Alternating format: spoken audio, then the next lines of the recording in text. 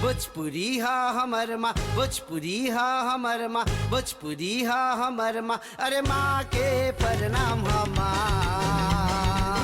इनकरे से शुरू होवेला, इनकरे से शुरू होवेला रोज के जीवन हमार, रोज के जीवन।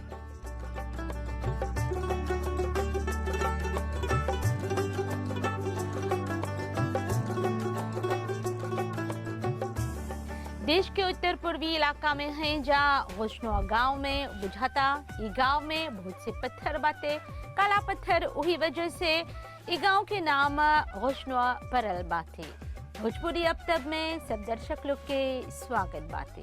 त काहे हमने रोशनुआ गांव में आल हैं जा, काहे कि ई गांव में बहुत से लोग भोजपुरी में बातचीत करेलन जा। भोजपुरी भाषा जेकर पर ई प्रोग्राम ही आधारित बाटे। ता अभी दिखत वजह हमने एगो लाकाव भी दिख रहा है जा, एगो गुफा, और ई गुफा के नाम जोन है लाकाव मादाम है। ता आज के प्रोग्राम में चला हमने मिलीला जा है जा परी जोन गांव वासी हमन जा। अरे माँ के प्रणाम हमार, इनकरे से शुरू होवे। ता महन जी हमने के बतावा थोड़ा सुन, ई गांव में बहुत से लोग भोजपुरी में बोलेलन जा। हाँ, सब कोई बच्चाला राइट से हम जोन के हम एगो औटों के एगो मौसम है, हमरे मौ के कद है ए है लाविल बन उतना नहीं बचा हाँ राइट मैं हैजा ला कंपाई जोन बा रोशनो है गांव है अच्छा है कुछ मो बिले रखला वंस आज चाहला बड़ा और छोटा रेस्पेक्ट करके। हाँ है थोड़ा कुमाजे अथी होता हम भी समय संगे थोड़ा पेरदी होता। मैं चाहला हैला रखी के आज चाहला है जो रेलवे होता चाहला बचाई के। हाँ भोजपुरी भाषा चाहला बचाई के, नहीं तो माई।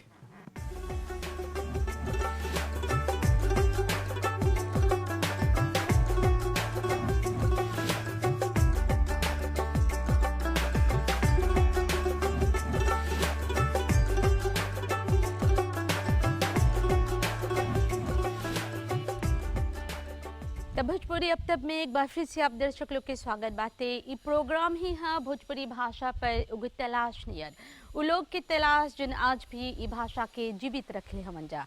तो कुशनों में हैं जा जिसे कि अक्ते बोलनी जा, और अभी हमने पहुंचल है जा मनबोध परिवार के यहाँ। ये परिवार में बहुत से जन हमन जा जिनके अभी भी ये भोजपुरी परंपरा के निभावत हमन जा। तो चलो उ लोग से हमने मुलाकात करेला जा। सबको के नमस्ते।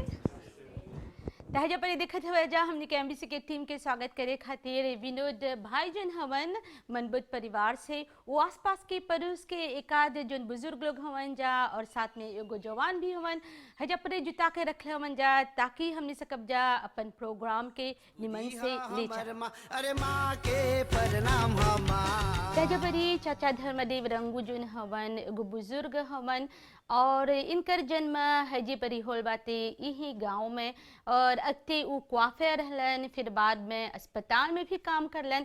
तो चाचा जी ये प्रोग्राम में तो हर स्वागत बाते। तो थोड़ा सुन गांव के बारे में हमने के बताओ। ये गांव में सब यहाँ सब कोई अकोरिते से बा, अपने पास सब कोई भोजपुरी में बचालन जा। ऐसे कबो कबो हमने के मौका मिलेला कहूँ भजन करे के, कबो कहा ओके गीत गा देला, कहूँ जाइला, चाहे को मनोरंजन कर देला, इससे मजा अच्छा तो सबके खुशी का देला जा। मन जनाब ने पुकारा नहीं, क्या मेरा साथ भी गंवारा नहीं, मुफ्त में बन के चल दिए तन के, वाला जवाब तुम्हारा नहीं। मन जनाब ने पुकारा नहीं, क्या मेरा साथ भी गंवारा नहीं, मुफ्त में बन के चल दिए तन के, वाला जवाब तुम्हारा नहीं। मन जनाब ने पुकारा नहीं। और तो हर घर में बचपन से ही जन्म से ही सकब्जा बोले माँ संगे भोजपुरी में ही बच्चे हाँ भोजपुरी में। अच्छा, और आज तो हर लड़का बातें वो लोग संगे भी घर पर भोजपुरी में ही बातचीत हुए। हाँ सबसे भोजपुरी में, और लापलीपम के गांव में सब भोजपुरी में बच्चे लग जा।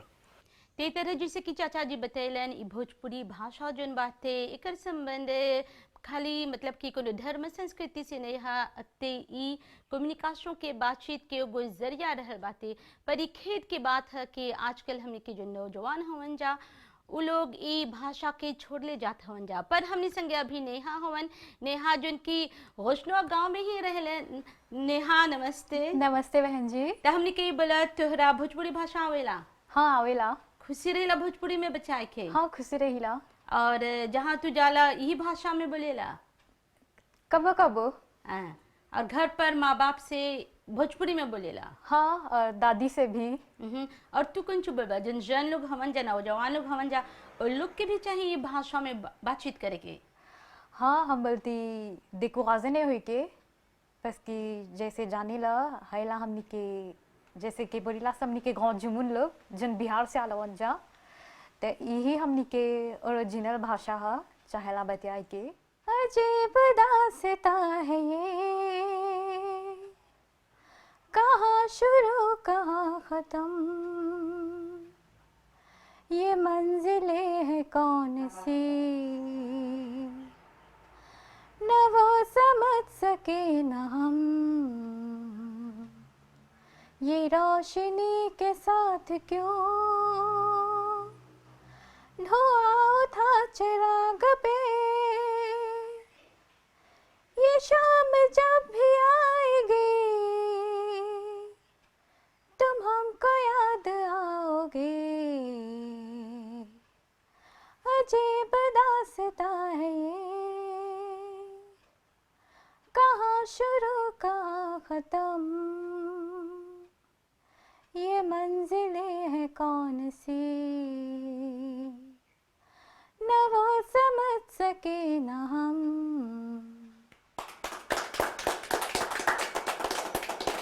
बहुत खूब बहुत खूब, बहुत बधाई। कितना सुंदर मधुर आवाज बाटे हाँ, तो हम है एगो नेहा।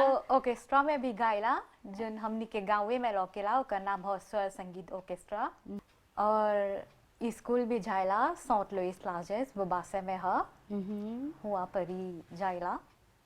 जैसे कब जब बोले नेहा जन बाते वो बहुत प्रतिभा बाते ओकर काहे कि इतना सुंदर ये गाना काफी कठिन बाते पर कितना स्वर के साथ मधुर भाषा संगे वो ई गाना गैलक। और ई गाना के संबंध हम भोजपुरी भाषा से बेशक जोड़ब सकब जा बोले कि भोजपुरी भाषा में भी जैसे कि जीवन में उतार चढ़ाव आवेला उसने ही भोजपुरी भाषा के लेके भी यही स्थिति पैदा होवत बाते उतार चढ़ाव कहे कि नौजवान लोग ई भाषा के भुलात हवन जा छोड़त हवन जा। पर हमनी बोलब जा कि कोई के निरुत्साहित नहीं होए के चाहे ई भाषा के लेके हमनी के उम्मीद बाते ई भाषा के बेशक ओकर भविष्य जन बाते उज्जवल बाते। अरे माँ के प्रणाम चाची जी अब हमने के बतावा तोहरा कैसे बुझाता ई भोजपुरी भाषा जन बाते अभी जीवित बाते? अभी ले जीवित बा। हाँ बहुत अच्छा बा। काहे कैसे समझाओ? हमने छोटा से है ये भोजपुरी बतिया के आबी हैं सर तो हमने के बहुत अच्छा लगेला। तो लड़का लोग के बोली ला सब बतियाई के तो माँ बाप लड़का लोग के नहीं सिखावेला तो खाली अथी क्रियोली के सिखावेला तो भर तक बोली ला तो लड़का लोग नहीं पकड़ेला। तू अपन लड़का के सिखाइला? हमार लड़का के सिखैली। अब तो हर जन लड़का बाते अब वो अपन लड़का के नहीं सिखावता ना लड़का लोग। हाँ दुख के बात है ऐसे होता। हाँ तो दुख के बात नहीं हुई बोली ला सब बतियाव सब तनी भोजपुरी चाहे बतियाई के लड़का लोग के तो लड़का लोग मन करेला तो बतियालन सा नहीं मन करेला तो नहीं बतियालन सा। अब ते हमने है ये भाषा बतियातली सर हम अपने पर बोला था शादियों के गईली तो वहाँ पर सब कोई बतियाता तो हम जब पानी भरे रोबिने में तो सबके मुँह ताकम तो खाली वी और नो बोलम नहीं जानत रही तब जात जात जात जात सीख गईली। तब वो बतियाला जहाँ बतियाई के पड़ेला तहाँ बतियाला और जहाँ नहीं तो अपन भोजपुरी बतियाला। अच्छा आव सगुन सगुनावा ले हो या तोहारो सगुनावा हो सगुनी हो खेला हो बिया तोहारो सगुनावा हो सगुनी हो खेला हो बिया आव याव कोई ऋणी आव याव कोई ऋण हर दिया ले हो या तक के बोलता हमने के भोजपुरी भाषा लुप्त होता नहीं, बिल्कुल ही नहीं।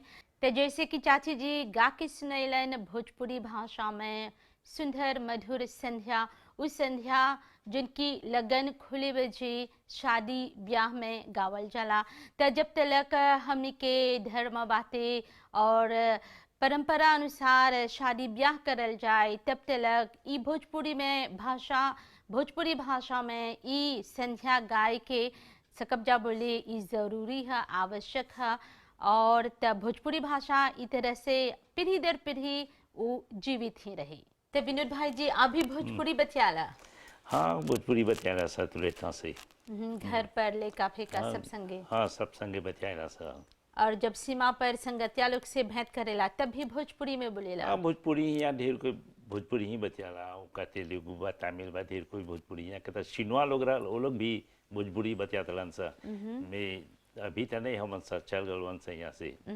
और अक्ते जिन तरह से आप लोग बचात रहला भोजपुरी सगरो, तो आजकल के जो लड़का लोग हवन जा लोग भी ऐसे ही करेलन जा? बतियालन सा भी तनी कम थी। अच्छा। हाँ, लड़का लोग शादी हो कहीं गईलन सा तो तनी कम थी बतियालन सा। बतियालन सा। हाँ, मैं तनी मेलौज, थोड़ा क्रियोली, थोड़ा भोजपुरी सब। तो तोहरा कुछ बुझाता कर वजह कुछ है काहे स्थिति पैदा होता कि भोजपुरी भाषा छुटल जाता? ये तो ढेर कोई कर में तनी कोई के शर्म लगला बतियाई की। हाँ, कोई बतियाला तो अब जिन्हें कौन पाता भाई बोला कुछ ही बोला क्लीन जिया नहीं को पाओला सही से। और कोई कौपो भी होला तो लोग के संगे वो घोंडे बा जाने में नहीं जाना था वो कुछ ही बोला ऐसे हो जाना। तो हमने बोलब जब कि भोजपुरी भाषा जो है एक तरह के हमने के अस्मिता मतलब कि हमने के इडोंसिते जुड़ल बातें चाहे बचाए के भाषा तो चाहे बचाए के। हाँ, नहीं भाई भाषा नहीं छूटी। हाँ, चाहे बचाए के हमने के। तो हमने के बोला का भोजपुरी एगो डिफिकल्ट भाषा है, कठिन है बोले नहीं के? तन को नहीं। हाँ, कोता फासिल है। तोहरा नहीं बुझाता घरे बुझाता जिन बुजुर्ग लोग हों जा, माँ बाप हों जा, वो लोग से भूल होवत बातें काहे कि अपन लड़का के अच्छा बात बातें क्रियोल सिखत हों जा, अंग्रेजी फ्रेंच सिखत हों जा, पर साथ में हमने की जो मातृभाषा बातें भोजपुरी ओकरा चाहिए नहीं छूटे दे के, ओकरा चाहिए सिखाए के लिए को। हाँ, हमने तो भर सक बच्चे थी रहेला सब रिपोर्ट करेलन सब भोजपुरी ही में भी कभी कोनो बात भोजपुरी में बोल के तनी क्रियोली में आजुते कर देवेलन सर। हमार माँ आ रहा पीतों से शादी हो गई, पीतों में एगो दाँव कर हल हुआ पर मुसवा बोलत रहन सर। एगो दाँव कर हल बोलत सर बोनिस्पो, ऐसा भी पुरानिया आती रहा खबी कहाँ बा। हमने के देखिए जी गाँव में रहेला सर तो ओकर नाम ले गावे विशर्मा हमने गावे के बोलेला सब कोई गाँव पर नाम से जस्ती परिचित बा। अच्छा, ये रिबिया जो गाँव के एगो पुराना नाम भी रहल नदिया गरम पार बोलत लखिया पुरानिया लोग। हाँ, निमन से पोनो से नहीं होता मैं नदिया गरम पार बोलत हन से। अच्छा, मैं अब सांस गोल बा अब गाँव पर बहिला सा। ते तरह हमने के भी आज एगो नवा शब्द मिलल बातें रिबिया जो गाँव पर जोन बातें अक्ते पुरानिया लोग एकरा नदिया गरम पार बोलत रहलन जा। ते तरह ई प्रोग्राम के जरिए हमने ई भोजपुरी भाषा के लेके थोड़ा सा खोज करब जा और साथ में हमने के जो ज्ञान बातें ओकरा बढ़ावत भी जा। अरे माँ के प्रणाम तो आप भोजपुरी भाषा के लेके कौन चुबल बा? हाँ, भोजपुरी भाषा जो ना बहन जी बहुत मीठा भाषा है। और हम गांव में चाहूँ और घूमिया देखिला छोटा छोटा बच्चा लोग के तो हम बोला बेटा कौन नाम है तोर, बता क्यों पे जिया।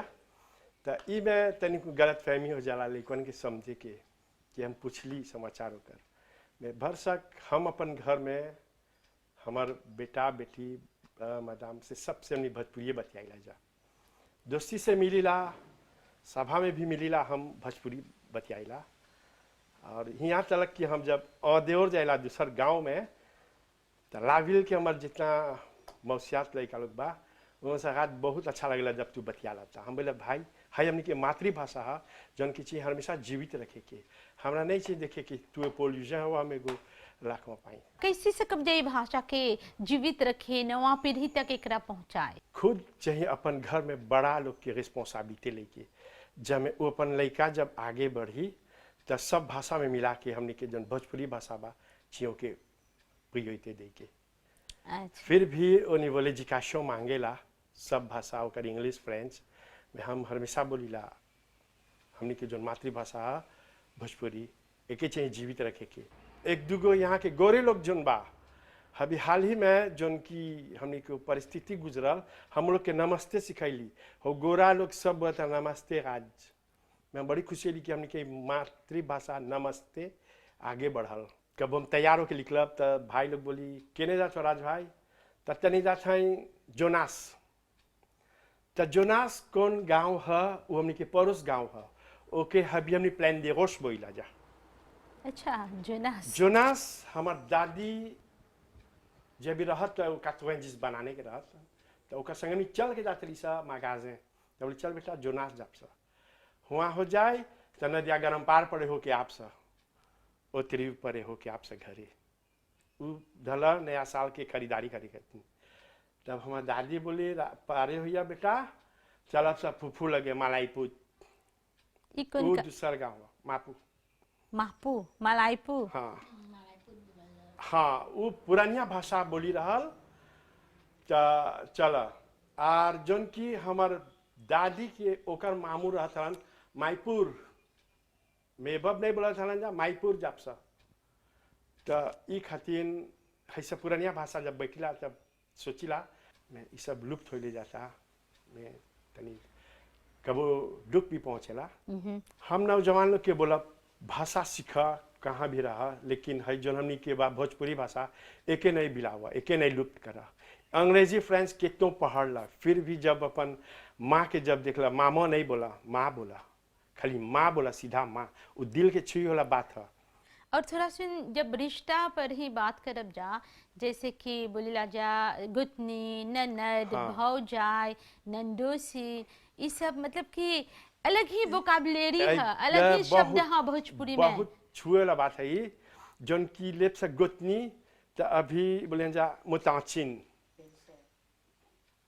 ताचिन बोलियन जा बिलसे बोलियन जा तो ताचिन में दूगो बताई नहीं जनबा फूफू के बोलन ताचिन कि मामा के मौसी मामा के बहन के बोलन। तो ई कारण हमनी के जोन भाषा शुद्ध है सीधा है हमनी के पहचान हाली से मिल जाला।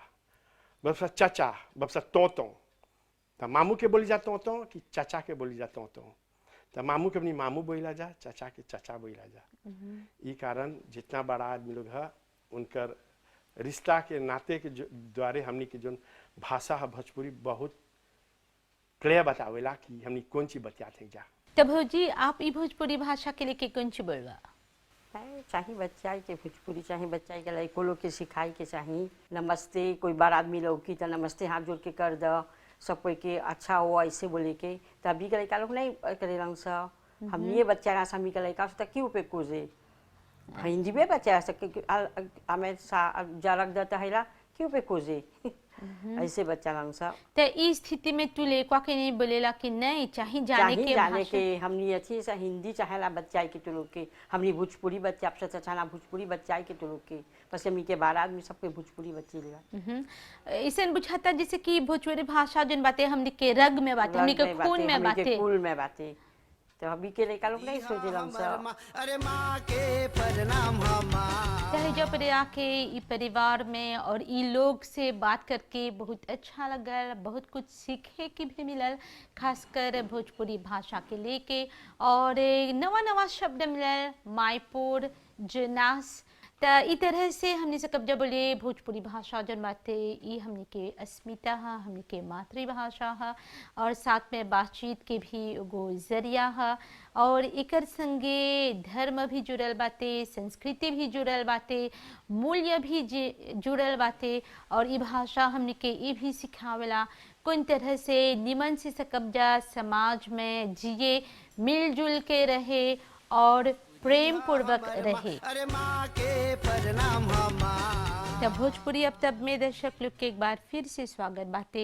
आज फजीर से हमने रोशनवा गांव में है जा रोशनवा गांव जिनकी सकब्जा बोले गो भोजपुरी भाषी गांव है काहे की है जा पर ये बहुत से लोग जो हवन जा भोजपुरी बोलेलन जा ई भाषा जन बाते है जा पर सकब जा बोले ओकर जीवित रूप हमने के है जा पर ही देखे के मिलल बाते।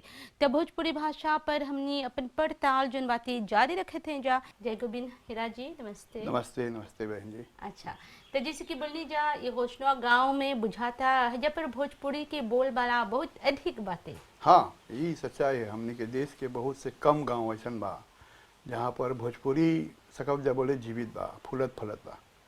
ये हमने के पूर्वज लोग के कारण अति जैसे बोलल जात रहल और अभी देखत ही जा थोड़ा सुन ये भाषा छूटल जाता। कोनो भी भाषा लेबा जोन देश में जेबा ओकर तनी सुन टूटेला, तनी सुन बढ़ेला, दूसर भाषा के प्रभाव पड़ जाला। और ई खातिर भोजपुरी पर भी पड़ल बा। लेकिन हमनी के भुलाए जा नहीं कि भोजपुरी एगो ऐसन भाषा है जो उनके खोजकर्ता लोग बोलला कि ई अपने में मान एगो संगीतमय भाषा है, बड़े प्रेम के भाषा है। और सकब जा बोले कि अभी नवा पीढ़ी में तनी सुन कम हो गल बा, लेकिन हमनी के प्रयास ये है जैसे तोहर कार्यक्रम से कि भोजपुरी के फिर से तनी जान दे की कोशिश हो जा। ठीक है, भोजपुरी अपने आप में इतना सुंदर है ना कि आज जो शादी में जेबा या कोनो सांस्कारिक पूजा पाठ में जेबा तो देखबा कि भोजपुरी की कितना उज्जवल बा। जैसे कि शादी के गीत लेबा, कोनो गीत लेबा, हमनी के भाषा के वो मान अवध से जुड़ल है कि एगो लड़का के जब शादी होता तो ओके चुमैयन जाता, नहीं बोलन जा कि अपन बेटी के चुमावेलन, बोलन कि सीता के चुमावेलन। परछावन हुई तो बोला हम राम जी जात हुन, नहीं बोलियन के बेटा। हाँ, मतलब कि सब बेटा राम, सब बेटी सब बेटा सीता। राम, सब ये अपने आप में बहुत बड़ी बात है। और भोजपुरी कैसे जैसे दूसर धर्म लोग, दूसरे भाई लोग चिनुआ जस्ती भोजपुरी जानता है, क्योंकि उस समय दुकान एगो रहल, सब कोई भोजपुरिया रहल, तो सब भोजपुरिया लोग हुआ जाता है। तो ओके पढ़े माना कैसे बोल जा कि ओब्लीजे बोलब जाए एगो शब्द कि पढ़े ओब्लीजे वो लोग के सीखे उपयोगिता से, क्योंकि वो लोग के काम के यही चीज रहल। जब हमने अपन भाषा में नहीं मांगब जाए तो उन्हें जानी का बात के ये चल के भोजपुरी बहुत आगे बढ़ल। खासकर हमनी के गाँव में, रोशनवार गांव में पहले ज़माने में 4 गो दुकान रहल चिनुआ के दुकान, और उ सब चिनुआ लोग अभी भी भोजपुरी बोले रह जा, अभी भी हमने से हटाई तो भोजपुरी बोले रह जा। तो एकर प्रभाव पड़ल। और आगे जब हमने के पूर्वज आल तो सब जहाजिया भाई रहन जा, तो ये भाषा के प्रयोग करते रहन जा।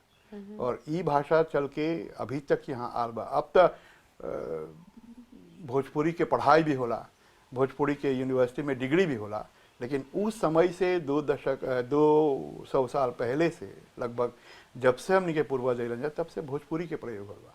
और ये रोशनवार गांव में देखबा कि भोजपुरी लगभग 90% लोग भोजपुरी बोलन जा। जोन जवान क्रियोल भी बोलन जा वो भोजपुरी जानेला, मतलब शायद अपन दोस्त में अपने में क्रियोली बोलत हुई जा, लेकिन सब कोई भोजपुरी समझेला भली भांति। एकर में सत्संग के भी प्रभाव है, क्योंकि हमार देखे में सबसे बड़ी बात है कि एगो भाषा के प्रचार करे खातिर वो सत्संग। सत्संग मतलब अच्छे लोगों का संग। जब अपन में बतियात हो जा तो भोजपुरी में, अपन में बतियात हो जा अपन संस्कृति अपन धर्म के बारे में तो भोजपुरी में, तो यही से ही आगे बढ़ेला। और बहुत से ऐसे नौजवान होन जा की भाषा बोले के हिचकिचात हो जा, शर्मात हो जा, या पता नहीं क्या उन लोग के सर में है कि अपन जो मूल चीज है ओकरे ही भूल जात हो जा। देखा, भोजपुरी अपने आप में एगो भाषा है। ठीक है कि पहले बोला तो कि हिंदी के टूटल फूटल ना, ये बात गलत है। भोजपुरी तो बिहार के भाषा है, जहाँ के हमनी के लोग आलवन जा, तो ये हमनी के खून में है, हमनी के रग रग में है, हमनी के आत्मा में है। और भोजपुरी अभी जवान लोग नहीं, तनी बड़ा आदमी लोग तनी पढ़ लिख कर सोचलन जा कि तनी चला तनी यूरोपियन हो गए जा, तो अपन घर फ्रेंच अंग्रेजी कुछ बोलत हो जा। ठीक बा, कोनो भाषा सीखा, भाषा कोनो दीवार नहीं बने के चाहला, लेकिन अपने माँ है भोजपुरी, जो उनके चाहिए हमनी के प्रयोग करे के। हमके बोलबा चाहे कम से कम मॉरिशस के और गांव में भोजपुरी समाप्त होता, लेकिन हमनी के गांव में नहीं। हमनी के गांव में सकबजा बोले कि जोलन तू दिखला अपन अपन अपन कार्य से देख ले बा कि यहाँ पर छोटा बड़ा सब कोई भोजपुरी बोले। तो कौन चीज कब्जा ऐसे करे, कौन कदम से कब्जा उठाए जिसमें चाहे गांव हो या शहर, सब जगहों से कब्जा ये भाषा के फिर से गो रिवाइवल आने, फिर से के पुनर्जीवित करे। देखा, सबसे अच्छा चीज बा कि संस्कृति। भोजपुरी में गीत जैसे अभी चहूँ तरफ गावत हो, थोड़ा समय पहले एगो 15-20 साल पहले कहूँ शादी में जेबा तो तोरा यूरोप के गीत सुनाई या बहुत हिंदी फिल्म के गीत सुनाई, लेकिन हमनी के कलाकार लोग जो काम करलन जा, जैसे भोजपुरी बॉयज बा, ओखज बा, पता नहीं कितने लोग हों जा, जो भोजपुरी के गीत के माध्यम से जवान लोग में ढुक गए जा। आज हर एगो जवान, कोनो जवान भोजपुरिया नहीं सकी कि नहीं जाने सोना नयन के गीत, वो चाहे ओकर बाद में जन्म हो, लेकिन वो पकड़ ले बा। तो हमारे देखे में एके आगे ले चले खातिर सत्संग के माध्यम से, जैसे अभी लड़का लोग के चाहिए सिखाए कि उखड़ी मुसर का हा, लड़का लोग के बोलबा कि सील लोढ़ा, तो वो सोचे लगेला का सकेला ही होई। तो ये हमें देखे में परिवार में जो बुजुर्ग लोग होवन जा, जो हमनी के उम्र के होवन जा, ये चाहिए बांटे के। तनी सुन अपन कार्य में हमर उम्र के लोग तनी चुप गल, एक समय तक तनी अपन लड़का लोग के ज़्यादा पढ़ाई लिखाई में, अन्य भाषा के सिखाई में या अन्य चीज़ें के सिखाई में लग गए जा, तो थोड़ा सुन अपन भोजपुरिया के नकार दिलन जा, जोन बहुत एगो एगो एगो अपोता चीज़ है, बहुत एगो विशेष चीज़ है। जैसे हम बार बार बोला कि अगर मान ला संस्कृत बा, हिंदी बा, भोजपुरी बा, एगो संस्कृत के उदाहरण ले जा, अगर एगो पंडित जी आओ पूजा करे तो पहले संस्कृत में मंत्र बोलेगे, तो वो समझे खातिर नहीं चाहिए पढ़े के। अब मान ला संस्कृत के बोले होला, अगर वो सोचे कि नहीं कोई नहीं समझता, हम किरियोली में बोला, अब सोचा किरियोली में हमने के मंत्र कैसे से करे, तो सीधा गाड़ी हो जाए।